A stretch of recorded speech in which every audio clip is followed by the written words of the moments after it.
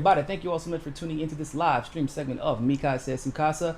And we have a very special guest live in studio. Our first live in studio guest, former congressional candidate who ran against Frederica Wilson. Unfortunately, she lost, but you know, it's a lot of positive that have come out of her campaign thus far. She's ran on UBI, single payer health care, election integrity in the military-industrial complex, whistleblower protections, and more. I would like to welcome to the studio Christine Olivo. Thank you for being here. Thank you so much for being here. I appreciate you coming all the way down the street. You are my first guest, and to be fair, I admired you from afar because at first I didn't know, I'm like, where did she come from, and how have I not heard about her if she lives in Miami? Then I realized quarantine kind of made it difficult to see what's going on. But even in the middle of a pandemic, you still decided to run, and in a district where a lot of these issues affect that particular district, but they don't know it. You still decide to run on that platform. It's very admirable. So thank you for being here, and welcome to the show. So I do want to go ahead and ask you to tell the people what made you, before we even get into everything else, what made you run for office? Well, first, thank you so much for having me. Hi, everyone. It is a true honor to be here. I really am so honored that you would have me on as your first in-house guest. What made me run? There's a picture of me and my son at the time. I believe he was 2, and picture of me holding his hand, and the quote is, "I didn't get political until it got personal."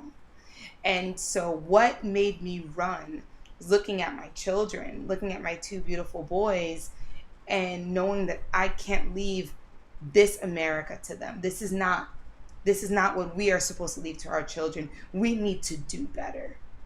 I would 100% agree, and I would say for everybody, including me, because I actually unplugged from politics in my early 20s when I was in the military, because I did debate in high school and I saw how ugly politics got. I was like, I don't want nothing to do with that.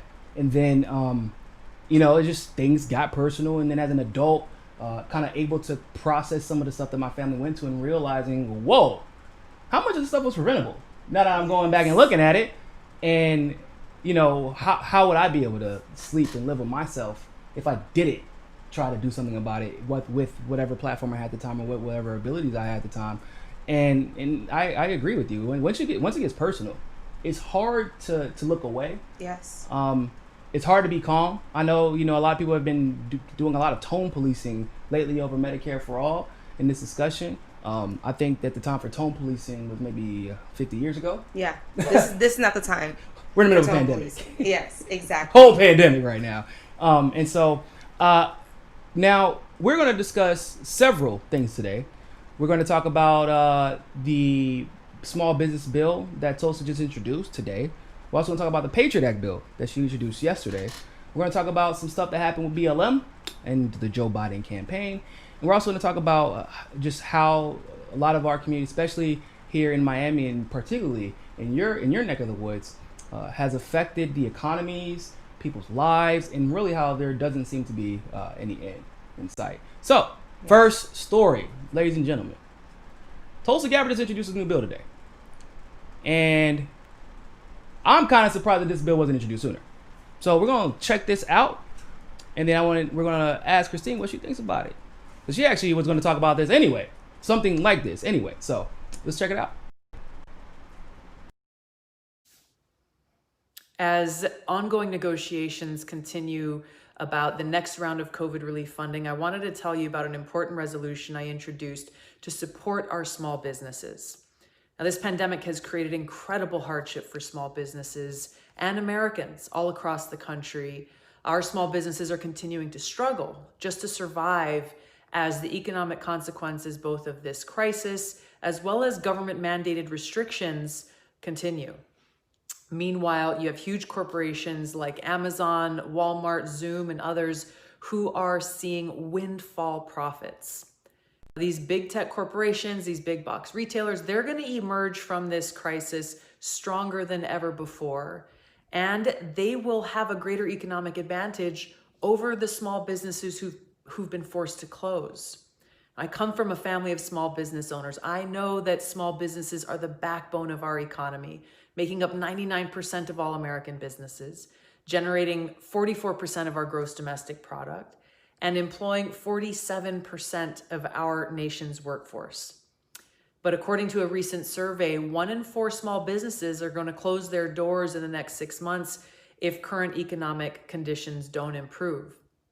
While this is happening, large tech companies like Amazon, Alphabet, Apple, and Facebook, they are posting record profits during this crisis and because of this crisis. It would be neither fair nor good for our economy to have these large corporations who have gained this competitive advantage over small businesses due to government mandated restrictions to maintain that competitive advantage in the post-pandemic economy. Now, during World War I and World War II, an excess profits tax was implemented specifically to prevent certain corporations from war profiteering or crisis profiteering, and to use those funds to provide assistance to those who were struggling. It is unethical and unconscionable that some corporations achieve windfall profits directly because of the pandemic crisis we are experiencing while everyone else suffers, and our federal government spends trillions of dollars to help those who are struggling, pushing our country further and further into debt. Now, my legislation, HRES 1267, calls on Congress to reinstate this pandemic excess profits tax on large corporations who are making excess profits because of this crisis, and direct those funds towards providing economic relief and support to our small businesses. Wow. Why can't she be my congresswoman? I know. Why can't she be in Congress right as we have Nina about to enter the party? It's, I guess the first question I have to ask is, the hell took so long for this to be introduced, and why has no one else introduced this yet? Yes. It's like Bezos they're already talking about he's going to be a trillionaire. Listen, there are so many corporations that have profited from this pandemic. I look around, I'm like, we're all hurting. Literally, people are in lines for food that have never had to get in a line for food down in the their street, entire life. literally down the street from me. Yes. At the Mariner Stadium, they do COVID testing and food drives because people just can't afford food. They can't afford food, and yet we have places like Amazon, Walmart, like Target, all of these places. They are making bank off of this pandemic. Yeah. It's frustrating to know that small businesses like myself, I have a small business. My father has a small business. My uncles have small businesses. I come from a family of small businesses. And to know that we struggled, we are struggling. I already know my uncle had to close down his business. Oh. Not only did he have to close down his business, he lost his house and moved in with his in-laws. Wow. That's never in my life would I ever have to think that I would witness my uncle go through something like that. It's unnecessary. It's unnecessary. We just bet like literally they gave corporations $4 trillion that they were of course able to flip into $8 trillion in grant money. That's what's crazy about that. And then they're like, well, we'll throw the small businesses a bone, but it's going to be loan money. And a lot of small businesses with good credit are like, I could have got a loan my damn self. Listen. Let me tell you the issue with the EIDL, okay? The small business loan. Number one, even with the PPP, you need good credit, right? Mm-hmm. So in the middle of the pandemic, I have small business owners, because everybody always comes to me, Christine, can you help me with this? I'm like, girl, I can help you, but they're not going to give it to you because of your credit. And it's based off of your most recent, let's say you had a 750 back in January, and then you max out your credit cards. Yeah, trying to keep your business alive. Alive. They took a while to even get the relief. Yeah. So by the time the PPP was available for the small businesses, your credit is done. Wow. There was nothing, and this is what I was saying. Someone sort of proposed legislation to free a credit freeze. Mm-hmm. That should have been that. And I don't understand. Once again, simple stuff like this, credit freezes, the 95% excess tax. Like the fact, once again, I love the fact that Tulsi made sure to bring this up. She was like, not only is corporations profiting, but they're profiting because of government mandates. Yes. Now I understand people are trying to be safe because the most vulnerable of our population are the most at risk when it comes to COVID. And, that's why a lot of us, go to work every day and are putting ourselves at risk so that you can protect those who are most vulnerable. But on the other side of that fence, when the government mandates restrictions to how you can pay your bills, make your money, et cetera, at that moment, it is immediately up to the government again to say, well, we have to make sure that you can continue to pay your bills, and also make sure that these other these corporations who have the ability to lobby in Washington, where you and I don't, cannot then make money off of the government mandate. Exactly. That in any other society, that's like insane to think about. The president of Mexico was like, these lockdowns under the current conditions are fascistic. They're dictatorial, not because of the lockdowns themselves, not even because of the quarantines, but because the government is literally saying, good luck, but you better not go anywhere. Exactly. You're on your own, but don't let me see you leave your house. And on top of that, if we see you past curfew without a mask, you're getting arrested. Yeah, what's up with that? So why do we have a curfew this week? Do you know? Because I'm trying to figure it out. I don't know. I'm sorry. Is COVID, at 10 o'clock? Is there a higher chance of catching COVID at 10 o'clock? What does a curfew matter? I don't, especially in Miami, because, like, first of all, once again, clearly the mayor didn't live here long. I thought they lived here their entire lives. But, like, if you're actually from Miami, you do all your party in the daytime anyway. Like, most of the time. You know what I'm saying? Like, y'all ain't worried about the day. We on the beach. I'm pretty sure my brother's watching, but listen, my brother used to party and walk out and go to work. Like, he would go in keep his work clothes in the trunk. Yeah. And just go to work. It's either you walk out the house, you head to the club about 1 or 2 in the morning, and you get home about 6 or 7, or you start drinking at about 3, which is happy hour, and you are knocked out by about 9 or 10. Yeah. That's usually what happens. Exactly. But it's when you're from Miami or from this area specifically. I know everybody's situation is different, but like when I tell you it was out of nowhere, it was literally out of nowhere. I got an alert saying Miami has 12 o'clock curfew. Mm-hmm. Nobody understood why. So now all these no warning. So all these bars, these restaurants that were once again planning on trying to recoup some of their profits in a busy holiday season. Yeah. And it's been busy. Like, I went to Dolphin Mall the other day, busy as hell. Yeah. Because people just started being stuck in the house. All those people that do stay up until 1, 2, 3 in the morning, now we just lost a bunch of profits that we were hopefully counting on. Now we have to cut staff or not allow people to work as long as we would have previously allowed them to work. And honestly, it's seemingly like it's on purpose. Like the smaller businesses, like your families, they can't operate in these conditions. No. But what that allows is for the corporations and the franchises to come in and move on the territory because they have money in the excess. They're hurting, but they always know we know we can hurt because Congress is gonna bail us out. Yeah. But small businesses, they don't know that the guarantee is not there for the small businesses. It's the opposite. It's the opposite. The opposite, actually. Yeah. And it's so sad. It's really heartbreaking because you drive down.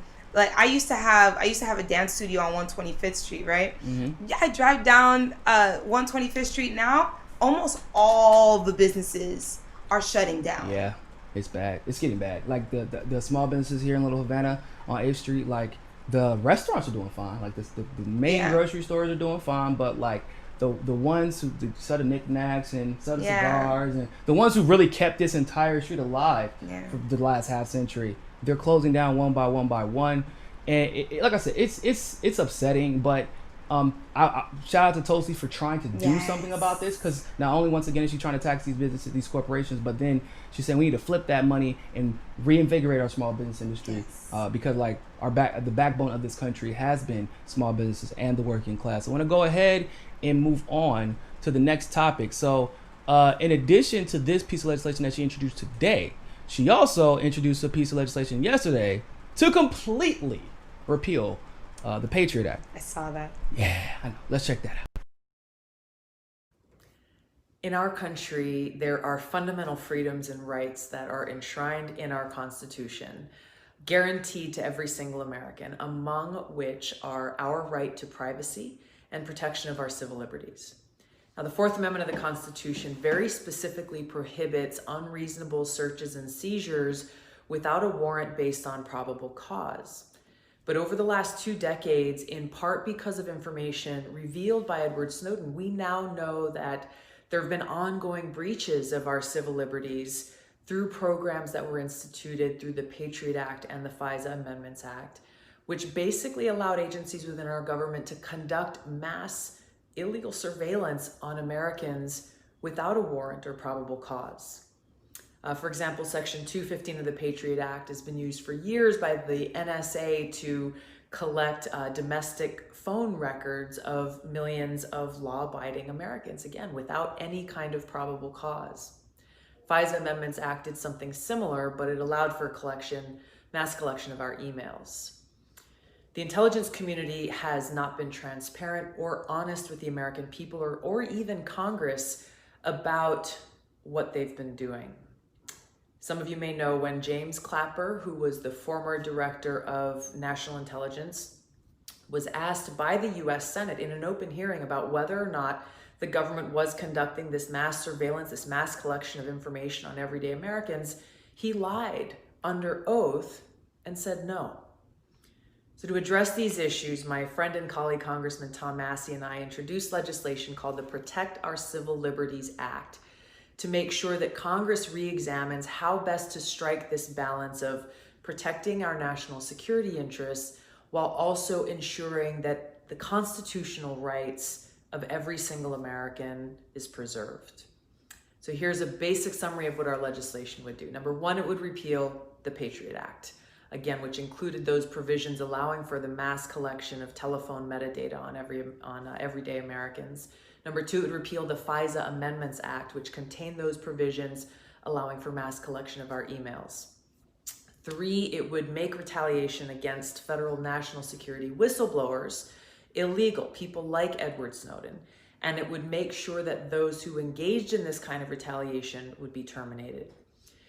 Four, it would ensure that any collection of information, again, on an American must be based on a warrant with probable cause.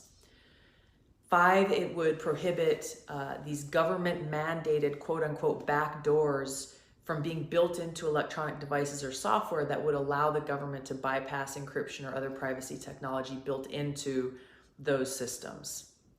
Number six, it would mandate that the Government Accountability Office, the GAO, would regularly monitor domestic surveillance programs for compliance with the law. This would happen on an annual basis. Protection of our civil liberties is essential. Join us in making sure that our constitutional rights are upheld. Call your member of Congress and ask them to co-sponsor H.R. 8970 today. So, wow. Somehow, some way, Tulsi still managed to get election integrity worked in there.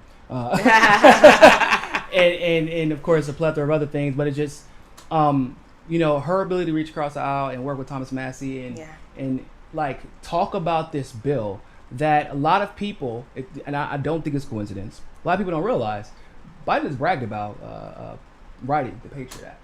Funny enough. And also, Kavanaugh is the legal mind behind all the legal workarounds within the Patriot Act. People don't know that. Wow. And so, I didn't know that. Yeah, a lot of people don't know. That's why when they were like fighting Kavanaugh over the Dr. Forrest, I'm like, why don't you just hit him over this Patriot Act nonsense? Because all this stuff is unconstitutional. Yeah. And he's the one that kept giving his rubber stamp on it and creating the rhetorical workarounds within the Patriot Act. But Patriot Act has been abused. Oh yeah. Over and over and over and over and over. There's not been any practical application of the Patriot Act in a way that meaningfully helps people and keeps us safe, and what I believe to be ever. What do you think? I think that Tulsi's a beast, yeah. And I think that this is exactly what we need right now. I don't see anyone else pushing forward legislation that protects our civil liberties. Yeah, other than like a Thomas Massey, Justin Amash. And by the way, Justin Amash actually recently came out on Twitter and just tweeted out, Congress is an illusion. I was like, what? I was like, oh shit, it's getting real in here. I mean, which I think a lot of people agree with, but now my thing is, I don't know how many people are going to co-sponsor that. I'm just going to be honest. Why do we not know this?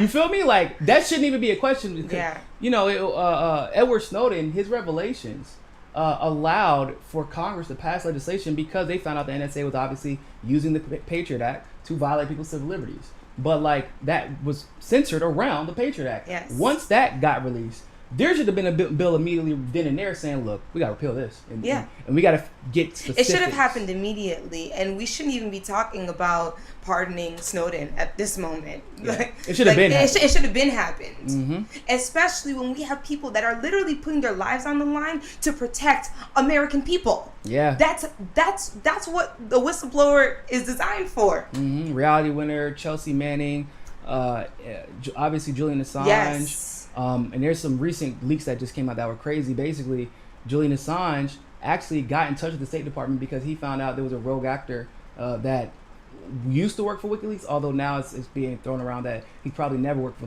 WikiLeaks. He was always there to muddy the waters. But basically, he was calling the State Department in 2011 to warn them, like, hey, there's some information about to leak out, but, like, it isn't us. He warned them because, like, if y'all have people out in the field that could be compromised, you need to warn them. Yeah. Like, because their lives are going to be on the line. And this just came out? This just came out yesterday. Yesterday or the day before.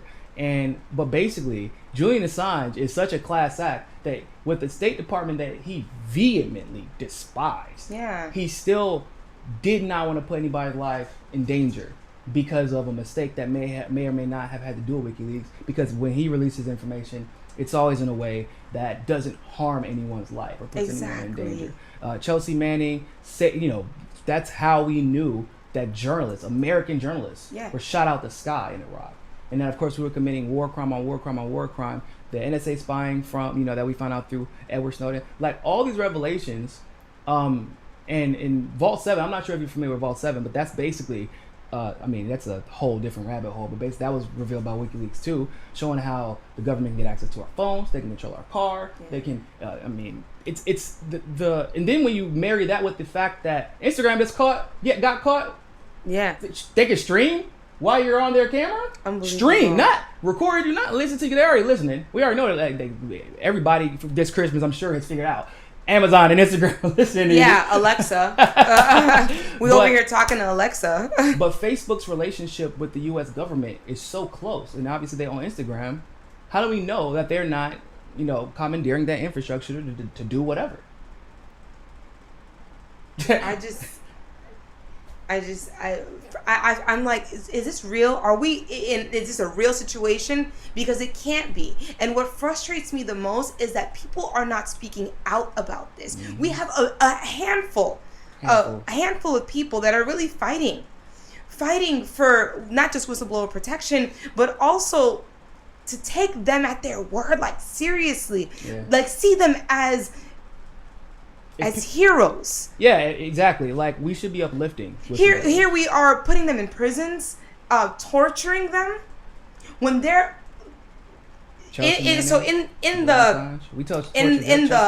hood and the homies, snitches get stitches. That's also true. That's true. Because they're not, snitches ain't blowing whistles. They just telling. They set people up and telling. And we don't go to, once again, you don't ingratiate yourself with a corrupt institution. And harm poor people in working class. Exactly. That's why snitches get stitches. In case y'all are curious. It isn't just because people just hate people who like hold people accountable or entitled to. That's not what it is. It's you're ingratiating yourself with a corrupt policing institution, and it's usually because you're getting some type of benefit for it. Exactly. And basically, you have people who did the opposite. They told the world about the corrupt institution, and they're being treated as if. Thank you. They're being treated as if they committed a crime when it's actually the opposite. It's especially the exact Chelsea opposite. Manning, right? So when she saw what she saw, and she saw a crime being committed by the U.S. military, if it would have come out later, and she would have been one of the ones in the threat to have seen it, she actually by UCMJ would have gotten punished for it. She probably would have gotten dishonorably discharged or whatever the case is. Exactly. She took a risk that she should have been praised for. Mm-hmm. And she's getting, luckily, her due now, but it's I mean, she ended up getting rearrested where the Trump administration tried to put her basically in double jeopardy, which of course they didn't have anything on her. No. They eventually released her, but not before they started charging her, what, $2,000 or $3,000 per day, every single day she was in jail. The only good news that came out of that is obviously Chelsea Manning is back at home, but they got rid of the grand jury for WikiLeaks. Like, so the grand jury's gone. And that's been around since the Obama administration. So that's a good thing, but Chelsea Manning should have never been arrested again. And so what I'm hoping, obviously, with this legislation, what this legislation could do and should be cheered for is the tyranny that we have been under, where we've seen the over surveillance. We've had whistleblowers from CIA and other places come out and just blow up the lid on this. What I'm hoping it does is expose anybody who is claiming to be on the side of the people. Because from what I've seen, a lot of progressives have criticized Patriot Act. Yeah. In Congress. Yeah. Haven't done anything about it. Exactly. Yeah. Except for, Tulsi doing what she does. But is this something that when you were running for office, that like you actually got to talk about on the campaign trail at all? Not necessarily the Patriot Act specifically, but just over surveillance. Is that anything that anybody was interested in? So I tell a lot of people, and I want to say this properly without talking down about anybody, okay? When you're talking about the electorate in the district that I was running in, we're not talking about people that are interested in over surveillance and priorities. It's not priorities. It's not the priority. Mm-hmm. That's a personal priority. But that's not the district's priority. It hurts. It's sad. But it's just not on the list, and we need to get to a place where it is on the list and we can get rid of these other priorities. But to be real, honestly, that's how Frederica Wilson has managed to get away with a lot. Because the issues that are most important to the entire country that she knows in the position she knows are right to take, she's been able to avoid, and really never even be challenged because she kind of came in like with a special election. Yes, she came with it was during a census year. Yeah, exactly. And so, but that's how people largely go on challenges because we get put in these situations as especially in that area in Miami Gardens, they have to worry about. I know, like in California, in Southern California, like immigration is a major issue out there. Yeah. It's still an issue out there too, and Haitians get deported more than anybody else out here. Yeah. Like in that district, largely is made up of Haitians. Medicare for all, obviously black people suffer from inadequate health care more than any other group in the country. And in addition to that, we get black women especially, get disparate treatment. Like it's bad. Yeah. I mean, there was a story about how a doctor didn't want to like give somebody an epidural or was like treating them like track. Like, oh, she's a black woman, she's strong, she think. Yeah.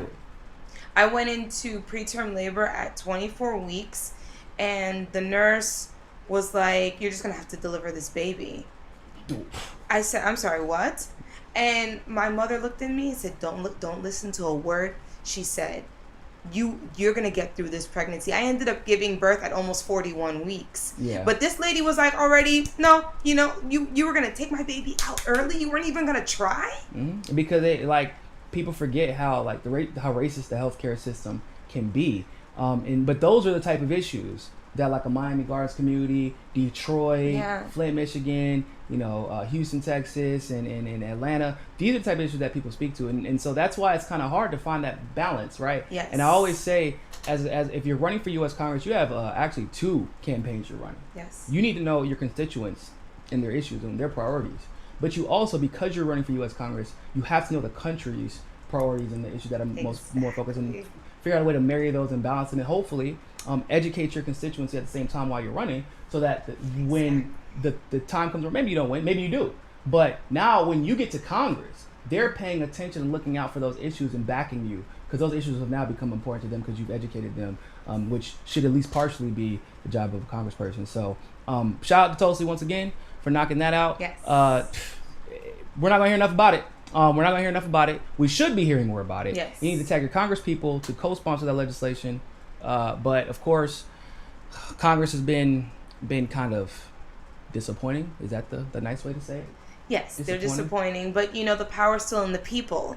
So with enough phone calls and enough, I tell everyone, that's your leverage right there. It works. Call people. Tulsi actually said it works. She said you have no idea how many times people answer the phone. How do we burst a pipe? We gotta put pressure on it. I'm glad you brought that up. Have you heard about this Medicare for All debate that's been going on? Yes, I have heard about it. What's up? What's your position? What's your position? You think that they should block? Should they stop Tulsi from Nancy Pelosi? Should they block her if she doesn't bring to the floor? Let me tell you what they should do. Oh shit! Go ahead.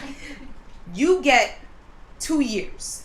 That's what you need to come into this thinking, right? I've got 2 years to make a change. There needs to be a sense of urgency when you are elected. From the moment you're elected, the minute you start acting like you've got time, then we have early signs of career politicianism. Like now you are just prolonging the change. No, act as if you don't have any more time left. So you've got to put pressure. Yes, withhold your vote. Yeah. Don't tell me that we don't have enough votes yet. We don't have time. Which I don't actually. Well, obviously we don't have time. Yeah. I'm sorry. I'm saying we don't have the votes. I don't believe we don't have the votes. So my theory is I don't believe we don't have the votes. I think Nancy Pelosi knows we have the votes. I think a lot of the Democrats know it because they obviously the House is dominantly Democrat right now. Yeah. But they're not going to vote against single payer in the middle of a pandemic. They're not going to do it. Yeah. They also know. Jimmy Dore talked about this. Fox News did a poll. About 70% of their viewers supported single payer health care. So now you're in a position where we probably got the Democratic votes and we got Republican votes. Yeah. We have actually no excuse not to pass this. Exactly. And our lobbyists are going to be pissed. Oh yeah. They're going to run somebody against us if we vote for this, and it's going to pass, and they know it. The problem then becomes. So if y'all are all that worried about the lobbyists, if the AOC and the squad and other progressives in the Progressive Caucus are that worried about Nancy Pelosi, then at what point do y'all need to get the hell up out of there then? Yeah. Because if your excuse is, if we do this, then we're not going to, and by the way, that's a lie. It's a lie that McCarthy would win. Yeah. Because he has to get 218 votes and the Dems have the House right now. So what would happen is it would be basically remanded back to committee. They would have to duke it out and a new speaker would run. Yeah, and but why are you making predictions?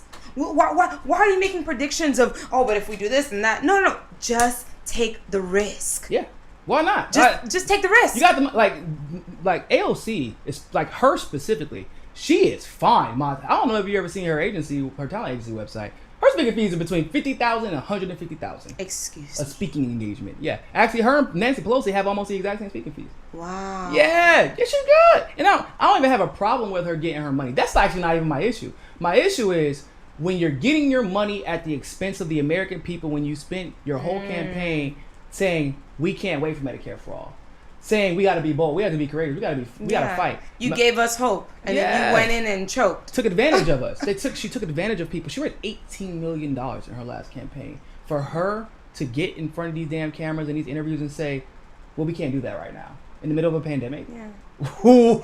Yeah, because at some point, listen, there is something that is just like the minute you get into that, you get that power and you get that popularity. I don't know what happens to these politicians.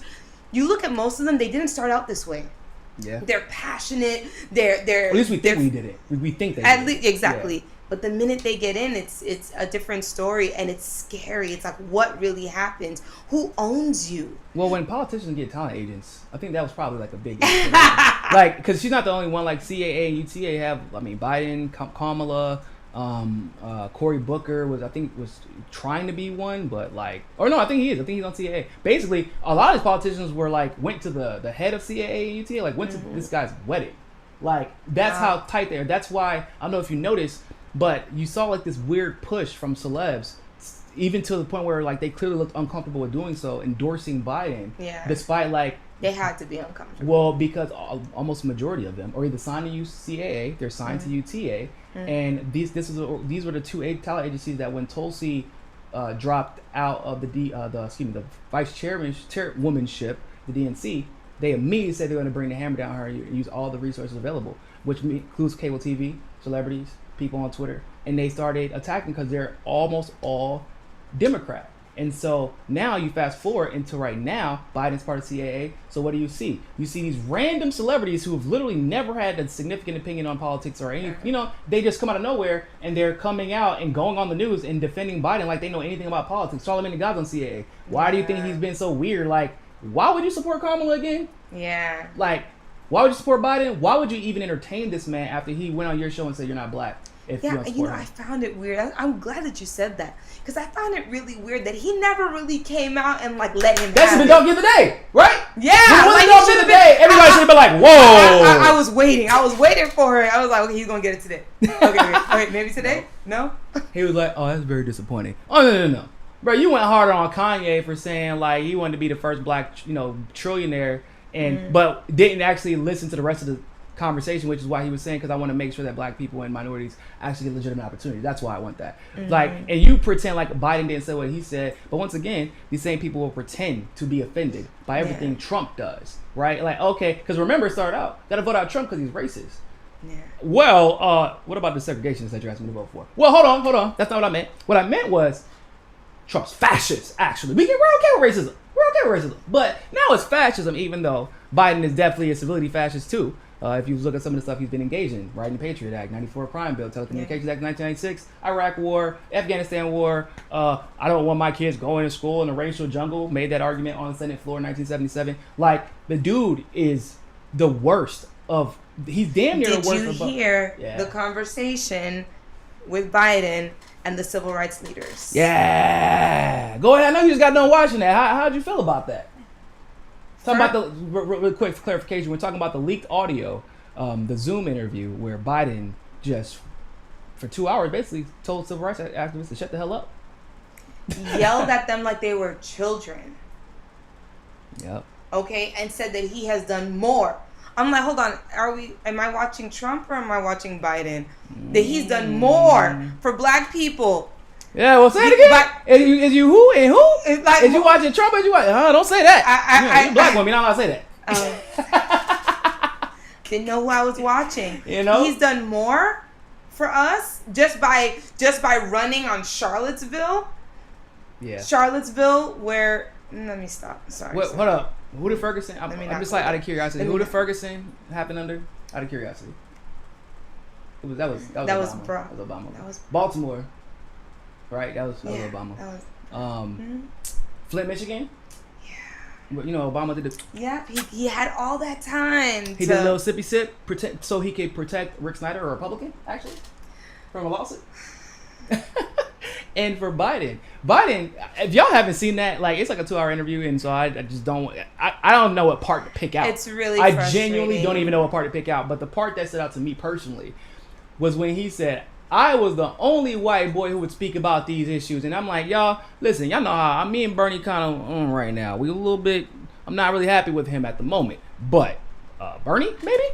Like, I feel like Bernie did a pretty damn good job speaking about these issues to such a degree that y'all were forced to pretend like you actually cared about black issues for once. Because for a long time, the Democrats ran on never bring up race in the Democratic primary because it's political suicide. Yeah. Because you're gonna alienate one part of your base. And you don't have to appeal to black people, minorities, if you're if they're gonna vote for you anyway in general. So just go ahead and get everybody else. So that it's just to see him say something like that. Like, first of all, what? That's not even true. Like, he's a pathological liar. He's just as bad as Trump, and everybody keeps pretending like he isn't. Like, he would literally say some shit, bro. The last person that was in the race was a white guy, and he's the reason you even was forced to bring this stuff up. Yeah. And you're like, nah, I was the only one. No, you weren't. It was frustrating for me because these civil rights leaders really wholeheartedly brought these issues. They thought it out. They had their points, and he didn't address these points. In return, he just said, I already said I was going to do all this stuff. Like, basically, why are you bothering me? Like, what? I don't get it. I've got things to do. I have something else to go to. Yeah. You know? That's crazy. And then you see Kamala like, oh, you really hurting me right here, because she the one that's trying to run. It's supposed to be her administration, we all know right? And she like, bro, what are you doing, man? And she was there quiet, and it's just like, the little house lady. Look at that good little house how lady. Come none of the civil Good little house lady. Look at you. Why didn't any of the civil rights leaders come out and say, hold on a second. We brought you so many people. Mm-hmm. You basically won because of our separate organizations that rallied behind you. We deserve real answers. Yeah. Nah, damn that. Damn the answers. The answers was for the debates and we did our solutions. And promises. Yes. Like specifically. Yes. Like we want to know what you're agreeing to. Detail. Because remember they attacked Ice Cube. They attacked Ice Cube and he said, I want tangible.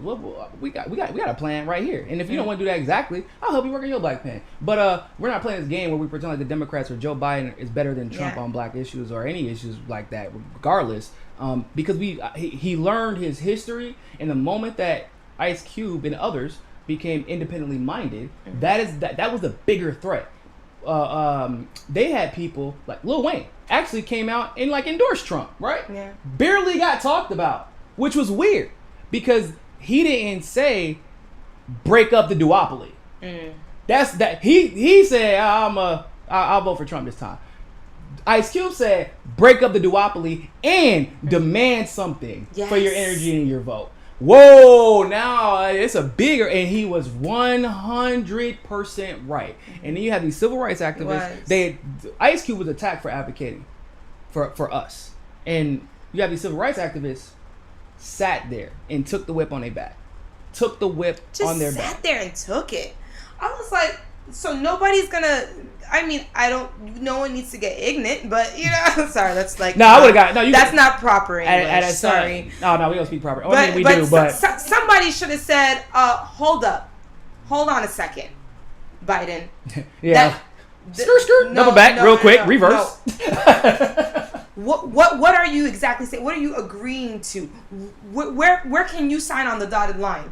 What are you gonna promise us? Don't just tell us, "Oh, I've done this," or "I will do that," or where's the concrete? Yes. And he said he had them. Remember? Oh yeah. I remember Roland. He Martin. has the What does it call it? What's his saying for the black? Black Lives Matter? No. He has his all the policies and procedures that he's going to implement for black people. He calls it Black something. Agenda? The Black Agenda. Yeah, by the way, that wasn't even his phrase. Lift every voice or something like that. Is that what it is? Yeah, like that. Lift every voice. Yeah, and what's funny was remember what they said. Ice Cube was actually being attacked. Roland Martin, this is for you. Don Lemon for you too.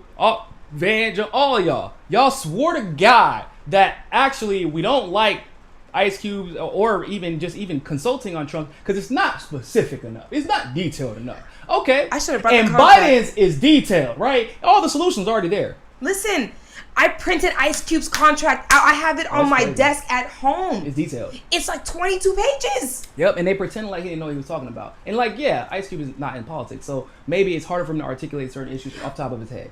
Okay, cool. But what does it say on paper? Because Biden's a skilled politician. With scholars. He didn't do it on his own. Yeah, no, I know exactly. And Biden is a skilled politician who can at least sometimes pretend like he's on the side because he can say the right things. Yeah. And once again, a lot of people fell for the politician. And I don't see Biden's contract on my desk. I'm looking for it. I'm searching. Where can I print it out? So those activists, they're looking for it. To this day, apparently, they're still staring at the screen, waiting for Biden to give them solutions. In addition to the way he treated activists, Black Lives Matter, not the movement, because the movement is very abstract and decentralized. But y'all know that other Black Lives Matter, the 501c4 organization that donated almost all of their money straight to the Joe Biden campaign, to the point where it seemed like the original reason that organization was created was always to eventually donate to a Democrat, no matter who actually won.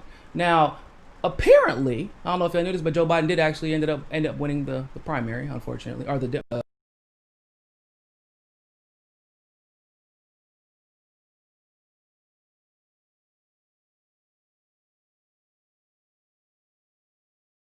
Black Lives Matter had a problem when Biden won.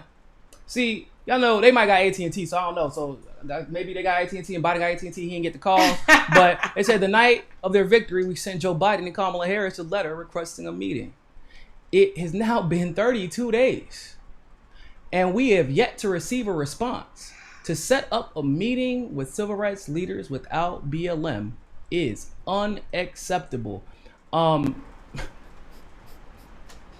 Now, like I said, maybe they got AT&T, the email didn't send, or Biden don't give a shit about BLM, something like that, maybe.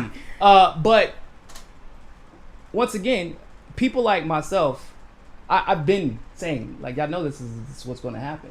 Yeah. And they thought, well, if we be good little black people, well, this is going to be the time. This is going to be the chance. This is it, right? This is going to be the one. Yeah, but I don't understand. 47 years. 47 years we've had history of this man. Yeah. You literally voted for the segregationists and were like, oh my God, I can't believe it's screwed over black people again. Yeah. Did you see this coming? Me? Yeah. Absolutely. I did. Now this is the thing. I was hoping that it would be different. So I'm gonna be very honest. Yeah, all of us were. Yeah. I was hoping that it would be different, but there was something deep down inside me that knew that there was a chance that it wasn't gonna be. You mean 47 years of a record? It's, you know, was it that? It's not, you know. Okay, so I'll speak for the people that were probably like me for that moment, that day that you go in the voting booth and you're just like, okay, what do I do? What do I do? What do I do? And you're thinking, everybody has already had 4 years of Trump. We're not thinking of all the years that we've had of Biden. Nobody's looking at it like that. Which is by design. Yeah. So it's not it. We're thinking that this is someone new, even though it's not someone new. He's the reason. He's one of the main reasons we got Trump. Exactly. Yeah. Exactly. And people don't realize that. But that's not the narrative that was pushed out. Nobody pushed that narrative.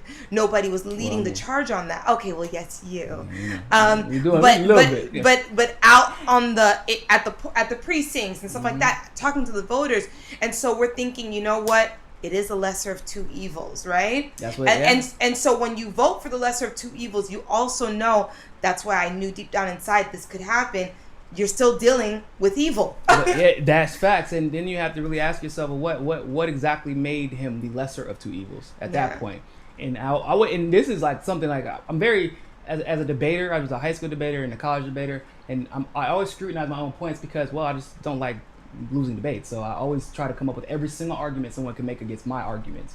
And I will ask, okay, so what makes Biden lesser of two evils? Is it racism? No, because I'll take a racist over a literal segregationist. Because like we've had a lot of racists as president, basically all of them, and so like that's okay, whatever. That's a wash, I guess. What about foreign policy? Well, Trump is actually trying to pull everybody out of Afghanistan and literally fired multiple people in the Pentagon because they were not moving fast enough, which has never happened in the history of my life. Like that's new. We've never seen anything like that.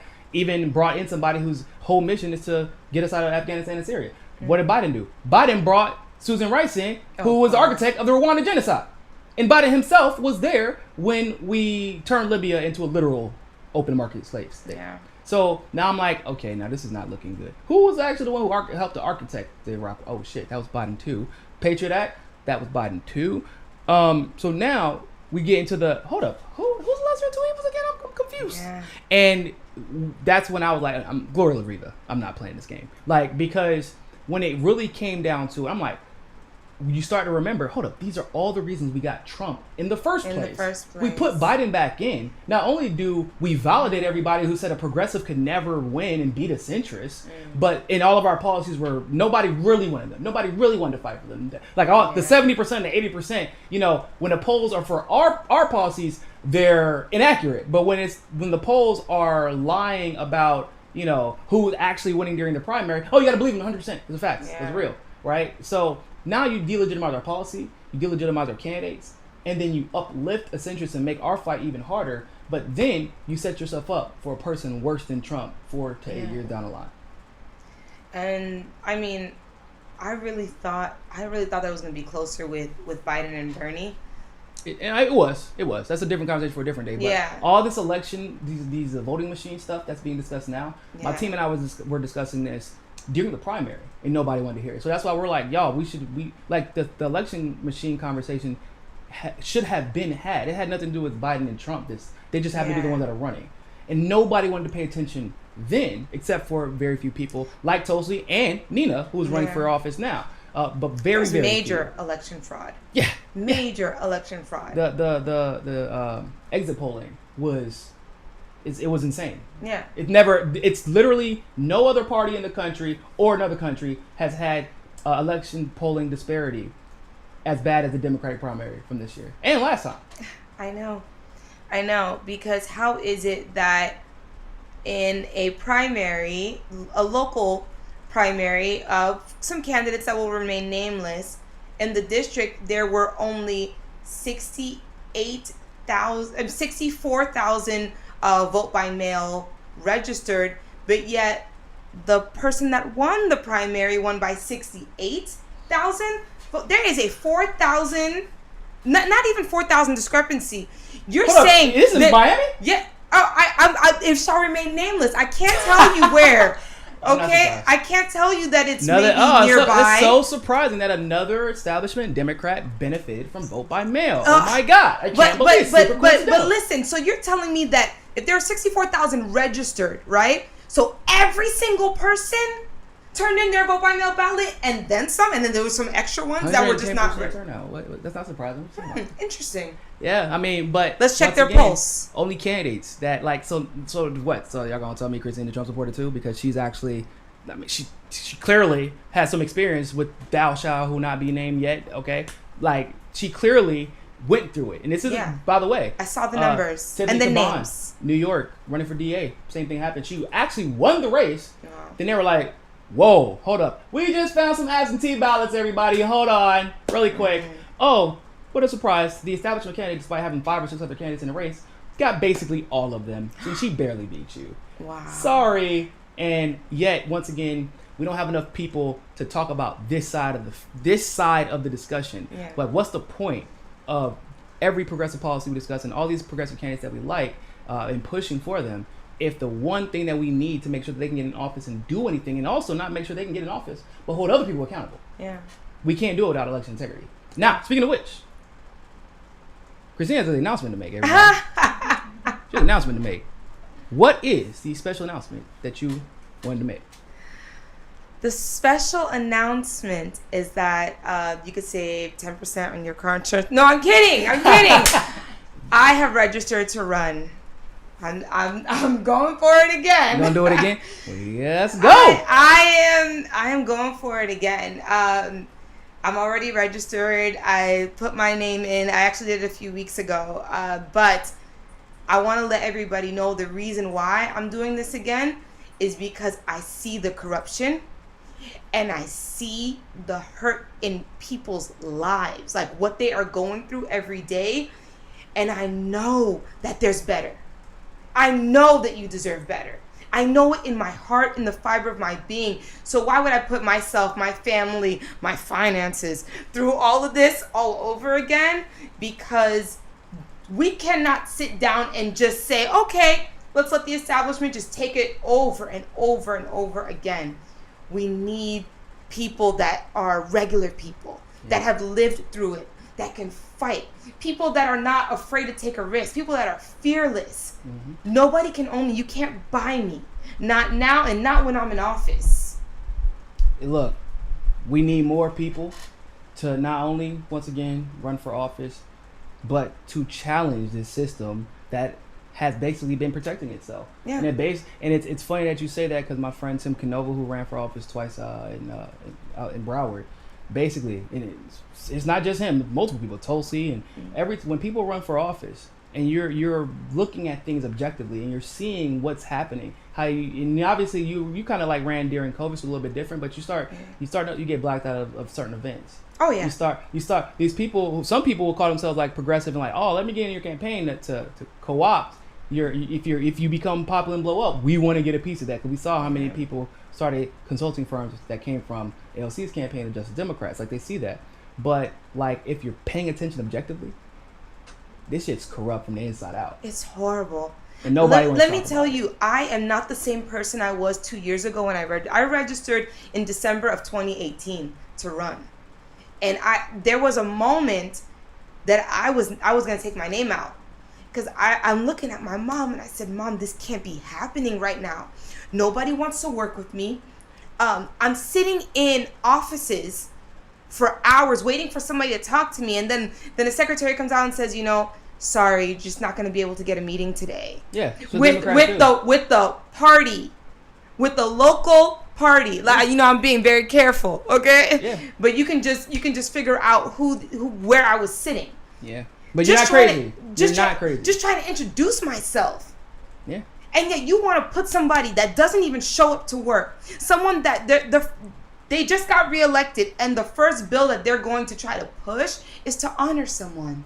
Oh, that's so What's up with her and these bills to honor people? Because those can get passed. Yeah. They get passed, and so it goes on your record that you passed so many bills, but nobody's looking at substance. Mm-hmm. Well, her hats though. Her hats are pretty cool, Christine. Like, maybe that's a thing. I don't think people in your Maybe I district need to get some hats. No, please don't. God, no. Those hats are actually horrific. They are not fashionable at all. Didn't they pass a bill so she could wear her hats or something like that? Like, that was the first thing that she fought for when in office. But this is what I'm telling you. People are going off of a name. So, I mean, okay, so now that I made the announcement I'm running again, I know everybody's going to ask me what I'm running as, so let's just have this conversation and let's just do this right now. Okay, let's just do this right now. Just go ahead. If you need to beat me up, beat me up. But I'm running as a Democrat. And you kind of have to out here. I need everybody to understand why. I ran as a non-party affiliate, right? Thinking that I was going to change the world. That I was going to go in and really like show people that we don't need a party to do this, that we are the party, right? No one cared. They did not care about my policies. They didn't care about any, they vote on a name, and they vote on their party. Mm-hmm. Well, and this is important. So Tim Canova ran as Democrat first, almost beat, and for all intents and purposes probably did beat Debbie Wasserman. Yeah, and then, you know, switched to independent once he found out just how bad he'd been cheated. Now, what ended up happening, and I was there for all of this, runs as independent, probably more popular now than he was then. Somehow, in the district that had 800,000 people in a congressional race, only about 250,000 people ran. He ended up only getting like between 3 and 4% of the entire vote. Now, mind you, while all this is going on, we're seeing people carry off ballots out of nowhere. Yeah. There's this whole thing, you know, 3 election supervisors were fired after that election. Oh, yeah. And it was largely started because Tim Canova and his team and volunteers caught 1, 2, 3 examples of people doing, you know, election. They're rigging the election, like carrying ballots in their personal vehicles, not allowed. But they were doing it anyway, and even though they were supposed to be in a truck. I saw somebody separating it. Brenda Snipes told, and I was an observer. Brenda Snipes told the person who was in charge of that thing to call the cops, because I asked, like, yo, why are they arbitrarily separating ballots here? And now everybody knows Debbie Wasserman Schultz like basically runs Broward. Oh yeah. But that's what happened when he went independent. Literally, they're trying to convince the world.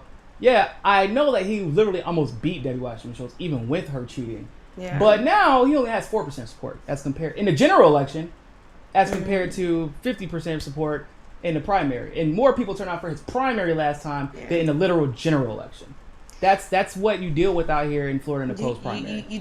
People don't understand unless they're on the ground. I learned things that I would have never known had I not have run for office. If I wasn't literally on the ground, people are getting on Nina Turner because she should have ran as an independent, this and that, whatever. And I'm just like, you all don't know. You don't understand what people are up against. Forget about what people are running as. Look at who the person is. What are they running on? And what they plan on doing when what do they plan on doing when they get there? Let's just get there. Can we all just get there? Yeah. I mean, well, not everybody. Some of y'all should not be. No, yeah, some people don't need to. But my thing is, so I'm very apathetic to all party politics. People always ask me, what does that mean? Like, oh, I mean, you don't support people running. I was like, no, you know what I'm saying?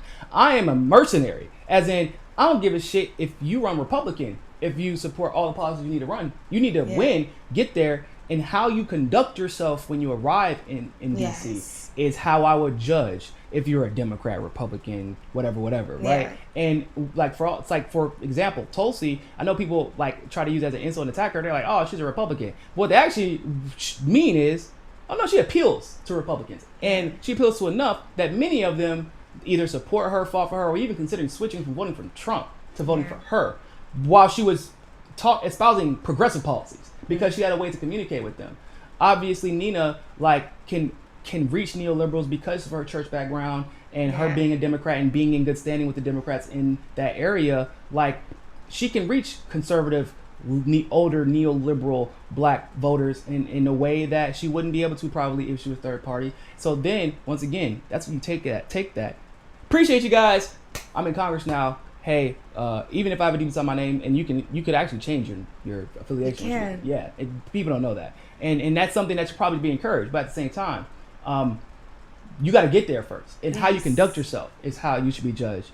And if you get attacked because you conduct yourself outside of a way somebody expects a quote unquote Democrat or quote unquote Republican to act, probably means you're doing the right thing. Exactly. So, Christine. Yes. Where can people go donate to your page, sign up to volunteer, reach out to you for interviews and all that good stuff?